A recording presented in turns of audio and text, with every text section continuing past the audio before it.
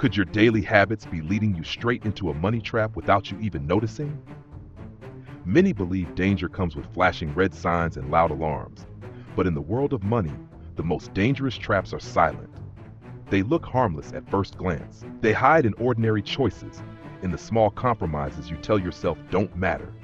Yet over time, they drain your freedom, your peace, and your future. The wealthiest and wisest king in history, Solomon, saw these traps centuries ago. He understood not only how to build immense wealth, but also how easily it could be lost if one ignored certain truths about human nature and money. Solomon's name is etched into history as a man whose wisdom attracted rulers, merchants, and scholars from every corner of the known world. His wealth was beyond what most could imagine. Gold, silver, precious stones, fleets of ships. But more valuable than his treasures were his words, preserved in proverbs that have outlasted empires. Hidden within them are warnings about financial pitfalls so subtle that people still fall into them today without realizing it. If you've ever wondered why some individuals seem to work endlessly yet never break free, it's often because they've stepped unknowingly into one of these traps. The first danger Solomon warned about is believing that quick wealth is safe. It's a seductive thought. The idea that one opportunity, one lucky break, will take you from where you are to financial freedom overnight. The human mind loves shortcuts. It craves the feeling of skipping the long climb and leaping straight to the summit. But in Solomon's time, just as in ours, rapid gain often came with hidden risks. Wealth built without strong foundations is like a tower on sand, beautiful while the weather is calm, but one storm can bring it down. When money comes too fast, it often outruns the wisdom needed to manage it. Without the discipline forged in the slow, steady growth of genuine effort, fortunes disappear as quickly as they arrive. Think about the lottery winners who return to poverty in just a few years, or the entrepreneur who chases a hot business trend without truly understanding the market, only to watch it collapse. Solomon's wisdom teaches that real wealth is built like a fortress, stone by stone, over time, with every piece tested. This is not just about money. It's about building yourself into the kind of person who can sustain wealth when it comes. You don't just want money, you want mastery over it. You want the patience to let investments grow, the foresight to prepare for storms, and the humility to avoid playing games you don't fully understand. Every time you are tempted by promises of quick gain, ask yourself, would I still take this step if I knew it might take years to bear fruit? If the answer is no, you may be standing at the edge of your first money trap. And this is only the beginning.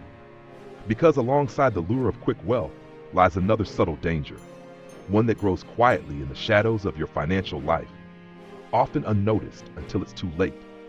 Solomon warned about it as well, and it has ruined more futures than most people realize. The second trap Solomon warned about is ignoring small debts. Debt rarely arrives as a monster at your door. It often enters politely, disguised as convenience. A small balance here, a delayed payment there, an expense you promise yourself you'll cover next month. It feels harmless. After all, it's just a tiny amount, barely worth worrying about. But Solomon understood the nature of small chains. They tighten over time until you realize you are no longer free. He wrote that the borrower becomes servant to the lender, and it's not the size of the chain that imprisons you. It's the fact that it's locked. The danger with small debts is that they numb your awareness. You tell yourself, I'll deal with it later, and later becomes years. Meanwhile, interest quietly compounds against you. Just as money invested grows through compounding in your favor, debt compounds in the shadows, draining your future potential. Imagine water dripping into a barrel. One drop is nothing, but over time, the barrel overflows. Small debts work the same way. They fill the space where your future freedom should be. The wealthy understand this. They may leverage debt strategically, but they never ignore it. They track every obligation because they know that freedom is built not only by increasing income, but by protecting themselves from invisible drains. If you have a small debt today, treat it as if it were a large one. Face it directly, create a plan to remove it, and then guard yourself from falling into the same pattern. Train your mind to see even minor obligations as priority matters. This mindset does more than eliminate debt. It builds the discipline to notice small leaks in every part of your life. Wealth is often lost not through massive mistakes, but through many tiny oversights that no one takes seriously until it's too late. The third trap Solomon warned about is trusting unreliable partners. Partnerships can multiply success when built on trust, but they can also multiply failure when trust is misplaced. Many fortunes have been destroyed not by market crashes or economic crises, but by the wrong handshake. The problem is that unreliability often hides well.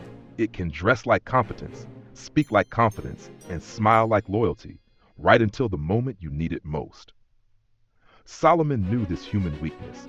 We want to believe in people, especially when they promise to make our dreams easier to reach. The danger is not in partnering, but in doing so without testing character over time. Too many are seduced by the speed a partnership offers, thinking that with the right ally, they can reach success faster. But speed without safety is like driving a car downhill with failing brakes. It feels exhilarating until the first sharp turn. An unreliable partner will cost you more than any failed investment, because their failure becomes your burden. They can drain your resources, damage your reputation, and entangle you in problems you didn't create. The wealthy build alliances carefully. They watch how people behave under stress, how they handle small responsibilities before entrusting them with larger ones. They look for patterns, not promises. If you want to protect yourself, slow down when forming alliances. Ask the hard questions. Observe actions more than words. Remember, every time you sign your name next to another's, you are linking your destiny to theirs. Make sure it's a link you'd want to keep if everything went wrong. And if doubt lingers, listen to it. It may be the quiet voice that keeps you out of a trap Solomon warned about thousands of years ago. And yet, even if you choose your partners well, another temptation lurks nearby. It is as old as wealth itself. The hunger for luxury before stability. The desire to display success before it's truly secure. The fourth trap Solomon warned about is chasing luxury over stability. Luxury in itself is not evil. In fact, it can be one of the rewards of wise financial stewardship. The danger lies in making it the foundation instead of the decoration. Too many try to build their financial house starting with the roof, cars, watches, designer clothes, while leaving the walls and foundation unfinished. Solomon's wisdom teaches that true wealth grows in silence before it speaks in symbols. Yet many allow the image of success to outrun the reality of it, trading stability for applause. The problem with chasing luxury prematurely is that it locks you into maintaining appearances, even when the numbers no longer support them. Once you step into a lifestyle that was never built on solid ground, you become its servant. The bills must be paid, the image must be maintained, and soon the life that was meant to signal freedom becomes a prison of obligations. This is why so many people who seem wealthy are, in reality, one missed paycheck away from collapse. The truly rich understand that stability is invisible. They spend far more time strengthening the base, investments, reserves, income streams, before displaying the results. Ask yourself, would I still buy this if no one else could see it? If the answer is no, you may be purchasing not for yourself, but for the crowd. Replace the need to show wealth with the desire to grow it. Every luxury item you delay today strengthens the foundation that will allow you to enjoy it without fear tomorrow. When you understand this, you stop running after symbols and start building the substance they are meant to represent. The fifth trap is refusing wise advice. Solomon himself wrote that in the multitude of counselors there is safety, yet pride convinces many they need no guidance. This refusal often comes disguised as confidence, but in reality, it's a fear of admitting you don't know enough. And this fear is expensive. One bad decision made in isolation can erase years of work. Wise advice is like a lighthouse. It doesn't steer the ship for you, but it keeps you from sailing into rocks you can't see. The challenge is that wise advice rarely flatters. It often points out flaws, risks, and blind spots you'd rather ignore. This is why many reject it. They prefer the comfort of their own opinion over the discomfort of being corrected. But every fortune has its architects, mentors, peers, even critics, who provide the perspective the builder cannot have alone. The wealthy actively seek out these voices, not because they doubt themselves, but because they value protection more than ego. If you want to avoid this trap, cultivate the habit of listening to those who have achieved what you seek. Not the loudest voices, but the ones with results that speak without words. Learn to ask precise questions, then resist the urge to defend yourself when the answers are not what you wanted to hear. Advice is only valuable when it changes your direction before disaster strikes. The moment you think you no longer need it is the moment you step dangerously close to the edge of the cliff. And even if you listen to counsel, another subtle danger remains, one that hides behind ambition itself. It is the hunger that promises more but often leaves you with less, greed in deals. The sixth trap Solomon warned about is being greedy in deals. Greed is a master of disguise. It presents itself as ambition, as shrewdness, even vision. But there's a line between pursuing fair gain and reaching for more than is sustainable. Greed clouds judgment, making you blind to long-term consequences because you're fixated on squeezing every possible advantage in the present. Solomon's wisdom reminds us that an unfair balance is an abomination. And this principle goes beyond morality. It's strategic. Deals built on greed collapse because they leave no room for mutual benefit. And when one side feels exploited, the relationship dies. Greed tempts you to overpromise, to cut corners, to push past what's ethical in pursuit of a little more. It makes you ignore warning signs because the potential reward shines too brightly in your mind. And yet the wealthiest individuals know that the best deals are those that create more value than they take.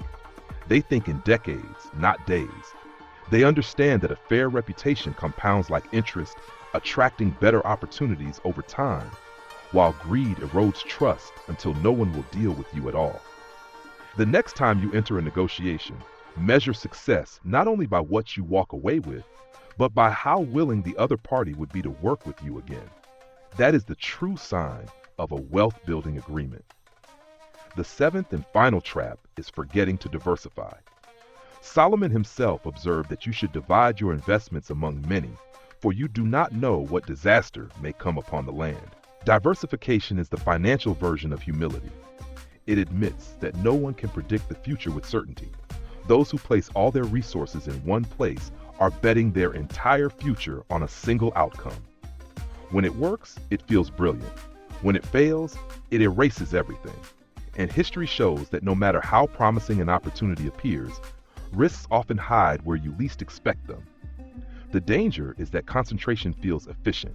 It makes you believe you're being decisive, focused, even bold. But in reality, it's leaving yourself exposed to storms you cannot see coming. The wealthy spread risk across different assets, industries, and even geographic regions. They understand that diversification is not about diluting gains. It's about ensuring survival. Because surviving bad seasons is what allows you to enjoy the good ones. If you have only one income stream, one investment type, or one source of security, you are already more fragile than you realize. Begin by expanding in small steps.